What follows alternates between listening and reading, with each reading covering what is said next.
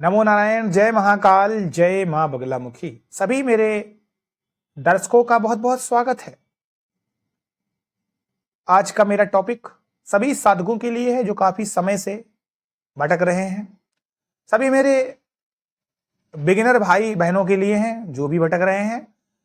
साधना के मार्ग में आप काफी समय से हैं और फिर भी भटक रहे हैं, तो भी ये वीडियो आपके लिए है। इस वीडियो को बिल्कुल स्किप मत करिएगा, ध्यान से सुनिएगा और बहुत ही आपके काम आने वाला है। अगर थोड़ी सी भी जानकारी अच्छी लगे तो इस वीडियो को लाइक करिएगा, शेयर करिएगा, लोगों को भी वीडियो शेयर करिएगा, बेल आइकन बटन को भी दबाइएगा।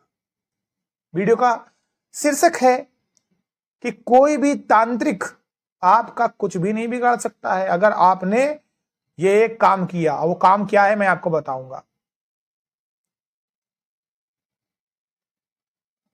साधना के मार्ग पर आने वाले सभी लोगों का बहुत बहुत स्वागत है कि आपने ये अध्यात्म का मार्ग चुना है। यहां पर नॉर्मल पूजा पाठ की बात नहीं हो रही है। साधना एक निरंतर चलने वाला क्रम है। अध्यात्म आपको मन की शांति देता है, आपके कर्मों को अच्छा करता है, आप पहले से ज्यादा एक्टिव हो जाते हैं, चीजों के बारे में सजग रूप से सोचते हैं, तरक्की करते हैं और आसपास के माहौल को भी सक्रिय बनाते हैं। यही अध्यात्म है। अगर आज अच्छी शक्तियां हैं तो बुरी भी हैं, और अब इस ऑनलाइन के युग में कोई सामने से वार नहीं करता है, सब पीठ पीछे से वार करते हैं और ऐसे में मारण क्रियाएं भी होती हैं और बहुत सारे और भी तांत्रिक चीजें होती हैं। जब भी हम बिना कुछ सोचे समझे कोई भी ऐसी साधना उठाकर जपने लग जाते हैं, करने लग जाते हैं, तो हमें बहुत सारे नुकसान भी होते हैं, क्योंकि कुछ मंत्र अपूर्ण होते हैं, कुछ बाल अवस्था की कंडीशन को रखते हुए हम हट करते हैं कि हम ये भी नहीं करेंगे, हम वो भी नहीं करेंगे, ऐसे ही कर लेते हैं। तो इसका भी खामियाजा हमें भुगतना पड़ता है और बाद में सब चीजों का रिजल्ट जरूर ही मिलता है, क्योंकि तीर अगर धनुष से निकल गया तो वापस लौट के नहीं आएगा। तो मैंने कई अपने वीडियो में बोला हुआ है कि साधना करने से पहले हमेशा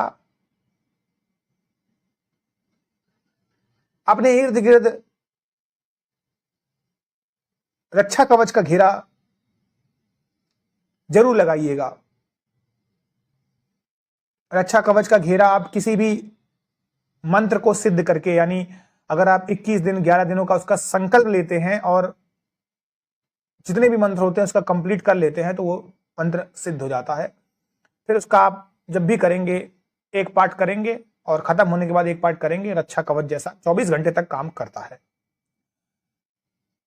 तो ये तरीका होता है अपने शरीर को बचाने का, क्योंकि बंधन किए जाते हैं। अब ऐसा क्या हम करें कि जिससे हमें शक्तियां भी मिले, सिद्धियां भी मिले, बहुत सारी चीजें मिले, शरीर का नुकसान भी ना हो। एक कमेंट आया था कि तंत्र खराब होता है, ये तो मैं भी जानता हूं। मेरे भाई, तंत्र कभी भी खराब नहीं होता है। अगर तंत्र खराब होता तो उसके रचयिता भगवान शिव नहीं होते। तंत्र कभी भी खराब नहीं है, बंदूक कभी भी खराब नहीं है, धनुष बाण कभी खराब नहीं है। उससे और भी काम लिए जा सकते हैं। लेने वाले के ऊपर है कि वो क्या चाहता है, वो जीवन देना चाहता है या मृत्यु देना चाहता है। उसी तरीके से तंत्र खराब नहीं है। तंत्र गलत हाथों में पड़ गया तो दुरुपयोग है, सही हाथों में पड़ गया तो सदुपयोग है।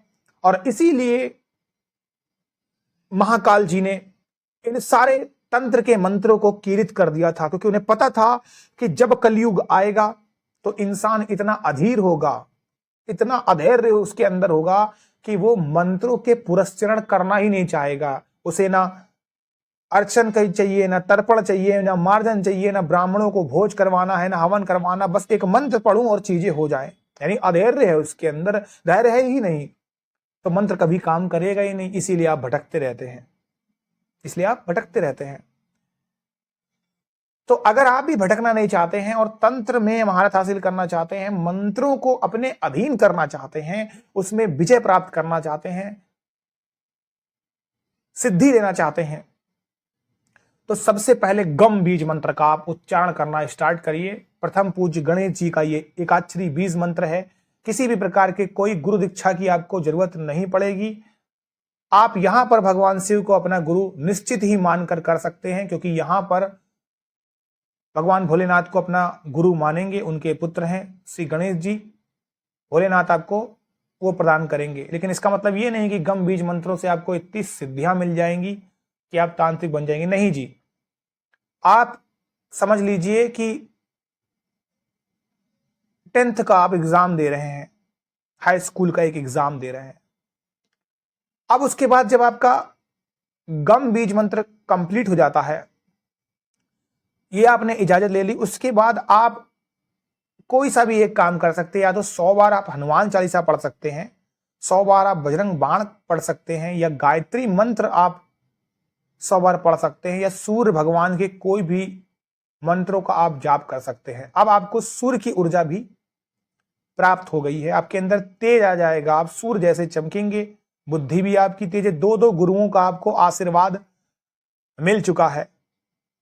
अब आपको तीसरे गुरु का भी आशीर्वाद लेना। देखिए, एक बुद्धि के गुरु हैं, एक प्रकाश के गुरु हैं, ज्ञान के गुरु हैं, जिन्होंने बजरंगबली जी को भी शिष्य बनाकर शिक्षा दी थी। अब आएंगे श्री हरि नारायण विष्णु जी। इनके बीज मंत्र दम का आप जाप करें। और हमेशा संकल्प कैसे लेना है आपको, 21, 31, 41, महिलाएं 21 दिन का संकल्प लें और एक जैसा ही हमेशा माला चलेगी। ये नहीं कि आज 1 कर लिया, अगले दिन 10 कर लिया, ऐसा नहीं है। जो भी संकल्प लें वो करें। ये 3 गुरुओं का आशीर्वाद लेने के बाद आप इतने पावरफुल बन सकते हैं कि अब आप भगवान शिव का बीज मंत्र ह्रोम का उच्चारण करें, फिर आप ह्रीम का करें, मां भुवनेश्वरी के बीज मंत्र माया का, फिर उसके बाद आपकी जितनी इच्छा शक्ति हो सारे मंत्रों का आप जाप कर सकते हैं, चाहे वो मां बगलामुखी के हों चाहे किसी के। उसके बाद आप चाहें तो आपकी अपनी इच्छा है, park at your on risk, अपनी रिस्क पे गाड़ी पार्क करें। आप ब्रह्म, राक्षस, पाताल, भैरवी, डाकनी, साकनी, लाकनी, भूत, प्रेत, किन्नारी, अप्सरा, यक्षणी, गंधर्व, जिसकी भी चाहें उसकी करेंगे। भले आपसे फलित ना हो, लेकिन आपका नुकसान भी नहीं होगा, आप बचे रहेंगे। और इसके बाद कोई भी तांत्रिक क्रिया आप पे काम नहीं करेगी, कोई भी टोना टोटका काम नहीं करेगा, सब जादू विफल हो जाएगा, क्योंकि आपका ऑरा बहुत ब्रॉड हो चुका होगा और आप अपने घर परिवार की भी रक्षा करेंगे। आपके आसपास का भी ऑरा बहुत पवित्र हो जाएगा। तो इस तरीके से आप बचे रहेंगे सभी प्रकार की बाधाओं से और फिर कोई भी नुकसान नहीं होगा। यही सच्चा सूत्र है साधना में सफल होने का, बिगिनर लोगों के लिए भी। और यहीं पर वो गलतियां कर जाते हैं और डायरेक्ट उठाकर किसी भी मंत्र को जपने लगते हैं। देखिए, लास्ट में जाते जाते एक और गुरु मंत्र सच ही बोलता हूं और सच ही बोलूंगा। मैं हूं या कोई भी हूं, अगर हम क्रिएटर हैं और हमें यूट्यूब से 4 पैसे आ रहे हैं, यूट्यूब से हमें 4 पैसे आ रहे हैं, तो इसमें कोई भी क्रिएटर गलत नहीं है, क्योंकि उसकी मेहनत लगती है। मेहनत लगती है, एडिटिंग में लगती है, बोलने में लगती है, बैठने में लगती है, हर चीज में लगती है। इतना आसान नहीं है कोई भी चीज। इतना आसान होता तो सभी यूट्यूबर बन जाते। ये सच्चाई है। अध्यात्म भी इतना आसान नहीं है। लेकिन आप किसी के थंबनेल को, इसी से टाइटल को पढ़ के, किसी के ज्ञान को पढ़ के तुरंत अंधों के जैसा विश्वास मत करिए। जो तरीका है वो बिगिनर का है। मेरे चैनल पे आपको स्टेप बाय स्टेप सारे मैंने बताए हुए हैं, पार्ट 1 पार्ट 2, वो करिए और देखिए कैसे आपके उसमें चमत्कार होता है। चलिए, मुझे इजाजत दीजिएगा। आप सभी लोग खुश रहें, स्वस्थ रहें और आपकी आध्यात्मिक उन्नति बढ़ते रहे। जय महाकाल, जय मां बगलामुखी।